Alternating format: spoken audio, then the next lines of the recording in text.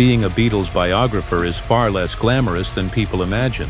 The fascination with the Fab Four has never faded, so much so that even people born long after their breakup in 1971 treat them as if they were still the biggest band alive.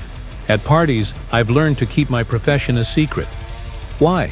Because the moment I mention I write about the Beatles, I'm surrounded by eager fans. Suddenly, I'm trapped in endless conversations about whether Paul McCartney's Blackbird was a secret protest against racism, or I'm listening to someone vividly recall where they were and what they were doing when the devastating news of John Lennon's assassination broke.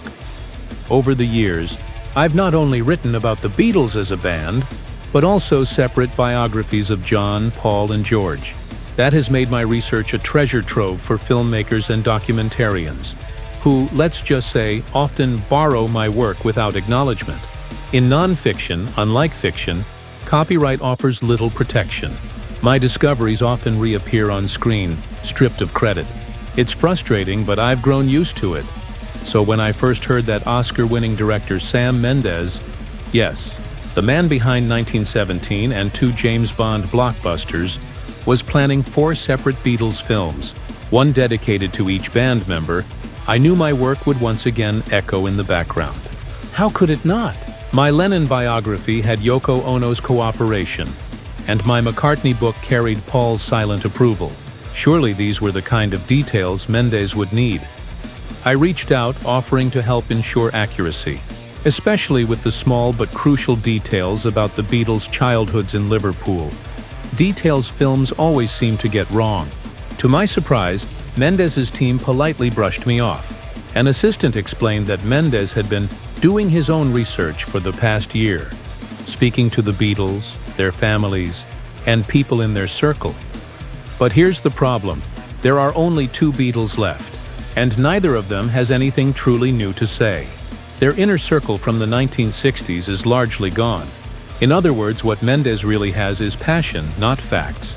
And passion, as I've learned, can sometimes distort the truth more than it reveals it. We've seen it before. Peter Jackson, a genius filmmaker who gave us unforgettable adaptations of Tolkien's sagas, and even breathtaking footage of the First World War, turned his lens to the Beatles for Disney+. The result? An overhyped 8-hour docu-series that somehow made the most electrifying band in history look dull. That's the danger of being blinded by fan devotion. The same flaw runs through almost every Beatles film since the 1970s. From Birth of the Beatles to Nowhere Boy, directors chase the magic, but the real story always outshines what's on screen. Fans argue that Mendes is perfect for the job because he's a true Beatles fan. But here's the truth no one wants to hear. Being a fan can actually be a weakness. Fans often gush rather than dig deep. They idolize instead of analyze. Don't get me wrong, John, Paul, and George each deserve their own biopic.